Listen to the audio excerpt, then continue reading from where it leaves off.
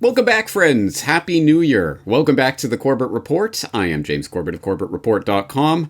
It is 2023, and you're tuned into Solutions Watch. Welcome back, everyone. And after that nice, restful, leisurely break, I thought it would be nice to start off the year with something fun, something creative, something hopeful, something that doesn't make you want to slash your wrists at the terrible things that are being done to us. Oh, poor us. No.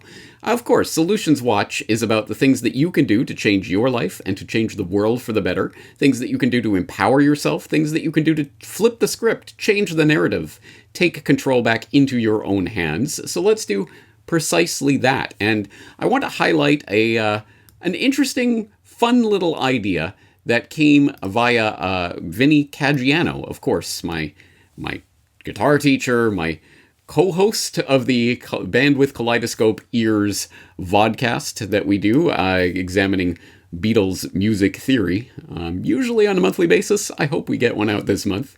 But more importantly, my good friend who does email me ideas and tips and things like that. And recently, just in the past few days, he emailed me this. I found this to be amusing and another sign of how, when human beings are limited, they tend to produce more and more creative solutions. Along the lines of Ryan Christian's pirated YouTube idea, Chris Chappell of China Uncensored on Odyssey created a YouTube channel called Gamers Unbeaten. It's presented like a typical video game channel, but within it, he embeds his mini documentaries of material that's usually censored. I don't really know how this gets past the algorithms, but it's apparently working. This is kind of funny. As the video begins, it comes off as typical gaming stuff. Then, at about 3 minutes in, he starts talking about geopolitics. It's actually kind of cool. I thought you'd get a kick out of this idea. All right, thank you for sending that in, Vinny. I do indeed get a kick out of the idea of this. Completely abstracted from the content of China Uncensored and blah, blah, blah, whatever. That's not what this is about. This is about the idea of inserting real geopolitical or economic or controversial matters into a video game review. It's just a video game review, guys. I like that kind of idea, that energy, that sort of playing with, obviously, the stupid algorithms that are not artificially intelligent, are not thinking for themselves, are looking for keywords, and are trained on certain ideas that you can easily circumvent if you put your mind to it, at least for the time being. And this idea that Vinny sent me, and of course I'll include the link to the video about Street Fighter. It's about Street Fighter, guys, but it's actually about geopolitics and economics and what have you. It's a nice little idea, so I'll send you that link to that video if you're interested in checking that out. But more importantly, let's start examining that concept of getting around censorship in creative ways. Truth will find a way, right? This puts in my mind immediately a couple of examples that I know that I have seen in the past couple of decades of doing this work that I thought might be important to highlight here as other examples of the ways that this can be done. And one comes from a story from a few years ago that I am certain, I swear, that James Evan Pilato and myself, we covered this on New World Next Week, or at least mentioned it at some point, but for the life of me, I can't find that particular episode right now, but trust me, I'm sure we mentioned this. Anyway, it's the idea of the uncensored library. Never heard of the Uncensored Library? Well, go to uncensoredlibrary.com, and you can find the Uncensored Library, the digital home of press freedom, and if you want, there's a little handy-dandy film here that you can watch that talks about the concept. And it's about a Minecraft library, a game where millions of... What? And if you want the info on this, you can scroll down and read more about this. In many countries, websites, social media, and blogs are controlled by oppressive leaders. Like in the West. Young people, in particular, are forced to grow up in systems where their opinion is heavily manipulated by governmental disinformation campaigns. But even where almost all media is blocked or controlled, the world's most successful computer game is still accessible. Reporters Without Borders uses this loophole to bypass internet censorship to bring back the truth within Minecraft. And so it goes on to elaborate on March 12th. I believe that's 2020, but correct me if I'm wrong. The World Day Against Cyber Censorship, the Uncensored Library opened its doors, providing access to independent information to young people around the world through a medium they can playfully interact with. Journalists from 5 different countries now have a place to make their voices heard again, despite having been banned, jailed, exiled, and even killed. Their forbidden articles were republished in books within Minecraft, giving the readers the chance to inform themselves about the real political situation in their countries and learn the importance of press freedom. All right, I'll leave you to explore this further if you're interested. Myself, I'm not a gamer. I've never even tried Minecraft, so I'm vaguely aware of what it is. But anyway, the concept should be there. Within the game, they have built this library, which you can go as a character in the game and you can read the books in the library. And these books are filled with information that is being oppressed or censored.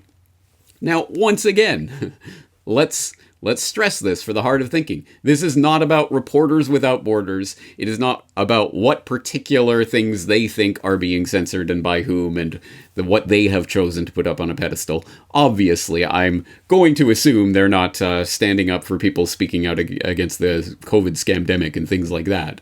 But at any rate, again, the idea is an interesting idea. Yeah, okay, everyone around the world has access to this game, and no one's thinking...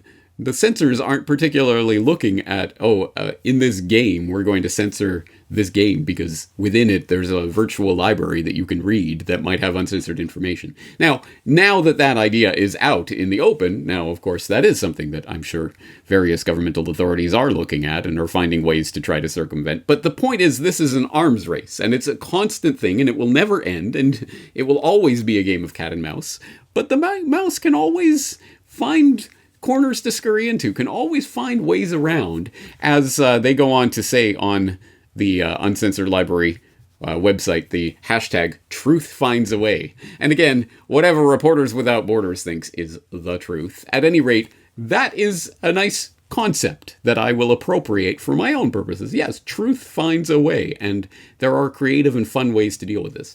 One more example that comes to mind immediately for me was the whole saga of DVD CCA v. Bunner and DVD CCA versus v. Pavlovich, whatever. You might know this better as the DCSS code fiasco. And if you don't know anything about that, then I would suggest you look up about CSS, which was a type of copy protection management code that was invented, I believe, in 1996 and started to be applied to commercial DVDs, so that you needed to license this CSS encryption code thing in order to be able to play a DVD. And so that was included in DVD players and what have you, but that left a problem for things like Linux users, for example, who did not have the CSS license and were not inclined to purchase it in order to play DVDs, which... This is my DVD. I bought it with my own money, and now I have to pay some license fee to something in order to be able to play it? No. So, of course, where there's a will, there's a way. And someone, within a few years, a few anonymous individuals and one named individual had come up with a way around CSS, a DCSS, as in a descrambler, essentially, for this code. And that began to get published around on the web and picked up by various sites and published by various people. So, of course, the DVD Copy Control Association, DVDCCA, came along to spoil the party and start suing people for how dare you publish that code. And if you are really interested in it, the EFF has this whole page of all sorts of links to all the court documents and what have you going through this. It's a big, voluminous case back and forth and what have you. But basically, they were trying to argue that you cannot post this code, which breaks the CSS copy protection. You can't even link to this code, is what they were trying to say. And they were trying to come up with all these ridiculous ways of trying to put the genie back in the bottle. It didn't work. Long story short, eventually court overturns ban on posting CSS, and so ultimately it gets overturned and CSS gets broken, essentially. And again, there's more court things that happened after that. But there was a very, very interesting incident that happened within that whole kerfuffle over DCSS. Another example of interesting ways around censorship. DCSS t-shirts subpoenaed. What? Yes, this from ZDNet from back in 2000. The DVD Copy Control Association added Copyleft LLC to its lawsuit against websites that posted the source code to a DVD encryption breaking program known as DCSS, charging them with misappropriation of trade secrets. Copyleft, a non-profit online seller of free software-related goods, is the maker of a t-shirt that includes the code for the program on the back. So, again, there's a bigger story here, but essentially, yes, someone took that code that you can't publish on the internet, you can't link to it even, and put it on a t-shirt so that, hey, this is my t-shirt, I'm going around wearing it, and if someone wants to copy down the code from it, does this make me some sort of someone who is actively going out and breaking copyright because I'm wearing this t-shirt? Does that apply? It became an interesting part of the court case, and there's a lot more on it, but you can find, for example, this August 2000 post on Slashdot. If you can put it on a t-shirt, it's speech, which quotes from some of the testimony in the court case, where the question was, the next item, the DCSS t-shirt, why did you post this on the website, on the gallery? And the answer is, well, this is a photograph of a t-shirt that's offered by sale by an outlet called Copyleft, and I purchased one of those shirts myself. And the point of including it here is it seems to me that there is some confusion among all the parties in this case about whether something is speech or not. And my reaction is, if you can put it on a t-shirt, it's speech.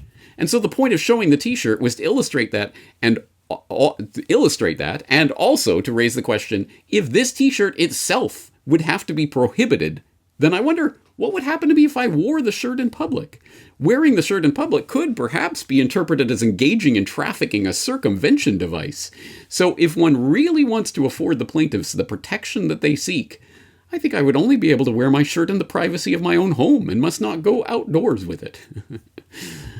A fascinating part of this case. And again, another interesting and expressive and creative way of, in this case, really throwing the censorship in the censor's face and saying, do you really think this is going to fly? Do you think this is going to work to just simply try to squelch any appearance of this code? Okay, we're going to put it on a t-shirt. You going to stop that too?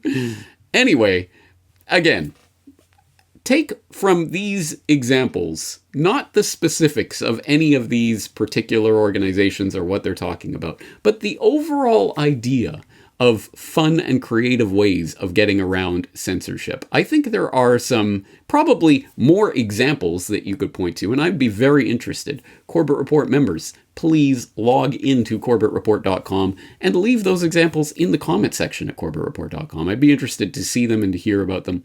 But also, I think this could probably apply to our current day and age with the current online growing censorship regime, which is often done by stupid algorithmic bots that, as I've pointed out, Ryan Christian at Last American Vagabond has pointed out, they're breaking their own systems in order to try to censor us. And these stupid algorithms that they unleash often are censoring things that they're clearly not even intending to censor and leaving other things. And there are ways around this, and there are ways to play with this. So I think, hey, why not, guys? Let's start the new year with something fun and creative. Does anyone have any ideas for this type of activity? I am all ears, and I'd very much like to see it. Or if someone is out there doing this, please inform us of your efforts. Anyway, I just thought I would start with something a little bit fun, a little bit lighthearted to start the new year. And obviously there is plenty of more material coming out through the Corbett Report feeds through the year 2023. So I would highly suggest, if you are not already, you should either sign up to one of the RSS feeds or all of the RSS feeds to stay up to date with the latest postings, or if you must use email, corbettreport.substack.com is where you can find my email list. Plenty more material coming in the near future. I hope you're there with me for it. I am James Corbett of CorbettReport.com. Looking forward to talking to you in the near future.